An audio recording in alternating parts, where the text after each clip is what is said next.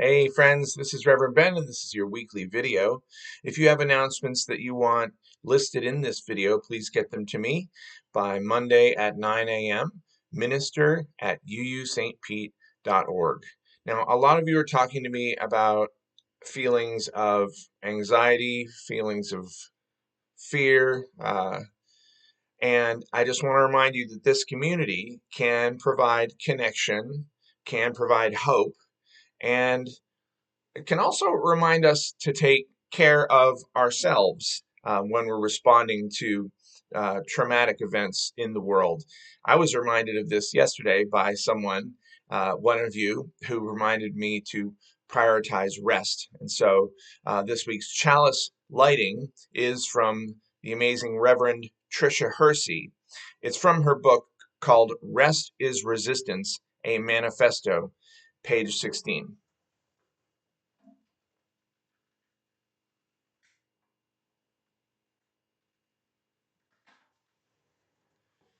Before I read Reverend Tricia's words, I invite you to take 3 deep breaths with me. So breathe in with me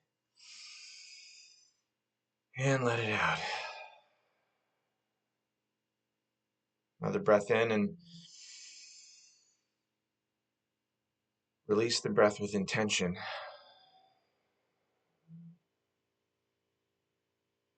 And breathe in.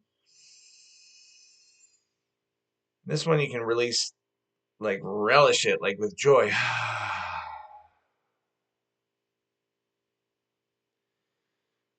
Reverend Tricia says, the desperate and valid question of how can I rest if I have to pay bills? And I would add, if I have to save the world. That valid question is the beating heart of this work, Rest is Resistance. It is evidence of the trauma endured by the hands of grind culture and evidence of our need to reimagine rest. Resting as a form of resistance will be part of a lifelong unraveling, a mind shift, a slow and consistent practice filled with grace. We must imagine a new way, Reverend Tricia says, and rest is the foundation for this invention. We should use every tool we have to constantly repair what grind culture has done to us. We will be disrupting and pushing back against grind culture for a lifetime. It's Tuesday morning as I'm recording this, and I just want to thank John Motter, John and James, everyone who took leadership on Sunday's amazing worship service for World AIDS Day. The time with the minister afterwards went well for me anyway, thanks to all who attended that and to the Committee on Ministry for organizing it. The art show was unbelievably amazing. Thank you to our artists for displaying and to those of you who purchased art. Now, Gordia had a follow-up to the World AIDS Day, a resource that is online that you can find at heymistr.com. That's heymistr.com. So check out that, and I'll try to include the link, at least in the Facebook posting of this. Each week we appreciate an individual or a team, and this week it's our Thanksgiving volunteers, and it's a lot of people who set up, who cleaned up, who brought food. I think the ringleaders of this, though, were 3 people: William Cowan, Claudia Sundman, and this year for the first time, Cindy Burns took a key role in organizing all those volunteers.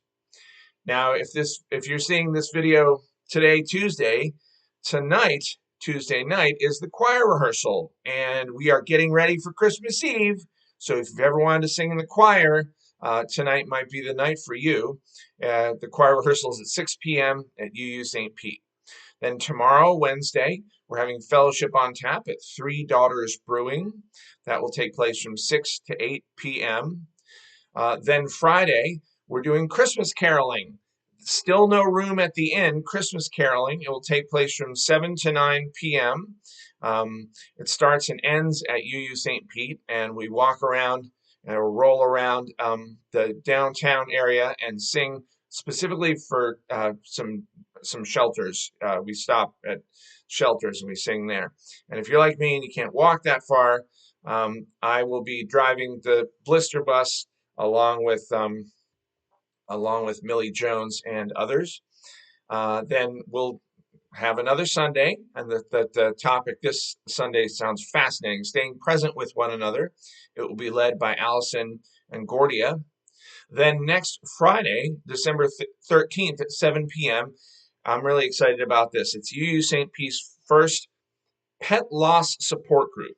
So those of us who have lost pets, lost animal loved ones dear to us, like Lucinda and I have lost our beloved Lufa. Let's talk about it with one another. Now, this pet loss support group is going to be monthly, and it's sponsored by the UU St. Pete Animal Ministry.